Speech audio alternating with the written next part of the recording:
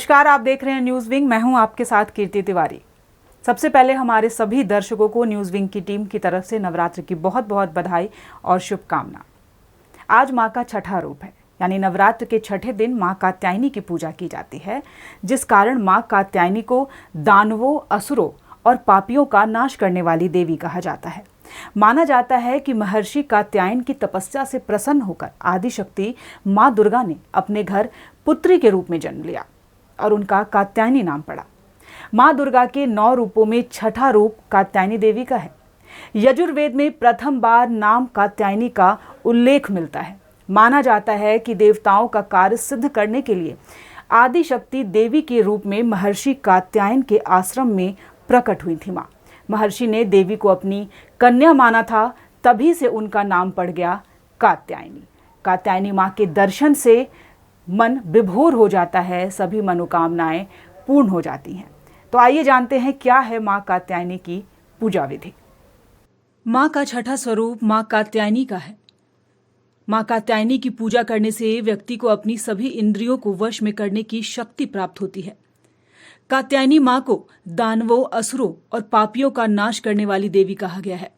मां कात्यायनी की 4 भुजाएं हैं और इनकी सवारी सिंह है। महिषासुर नामक असुर का वध करने वाली माता भी यही है।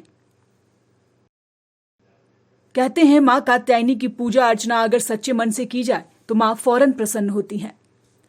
भक्तों को सूर्योदय से पहले उठकर स्नान आदि से निवृत्त होकर स्वच्छ कपड़े पहनने चाहिए। फिर लकड़ी की चौकी पर लाल कपड़ा बिछाकर मां कात्यायनी की मूर्ति स्थापित करनी चाहिए। मां को रोली और सिंदूर का तिलक लगाएं, फिर मंत्रों का जाप करते हुए कात्यायनी देवी को फूल अर्पित करें और शहद का भोग लगाएं। घी का दीपक जलाकर दुर्गा सप्तशती का पाठ करें। बाद में दुर्गा चालीसा का पाठ करें और आरती करें। आखिरी में मां को भोग लगा प्रसाद सभी को बांटें।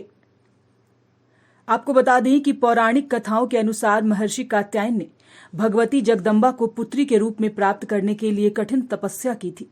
कठिन तपस्या से प्रसन्न होकर महर्षि कात्यायन के यहाँ देवी ने पुत्री के रूप में जन्म लिया, जिससे वह मां कात्यायनी कहलाईं। मां ने कई राक्षसों का वध कर संसार को भयमुक्त कराया है। कहा जाता है कि नवरात्रि के छठवें दिन इनकी पूजा करने से साधक का मन आज्ञा चक्र में स्थित रहता है।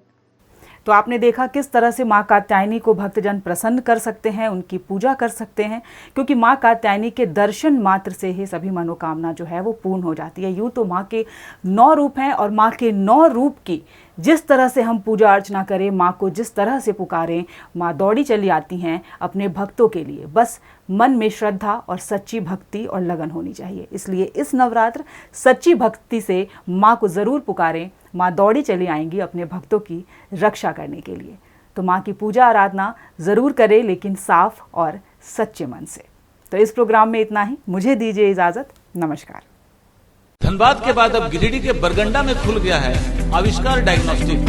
यहाँ digital mammography, CT scan, ultrasound, x ray DR, urofluometry, pathology, ECG, TMT, EEG, PFT, NCV आदि की जांच की सुविधा उपलब्ध है।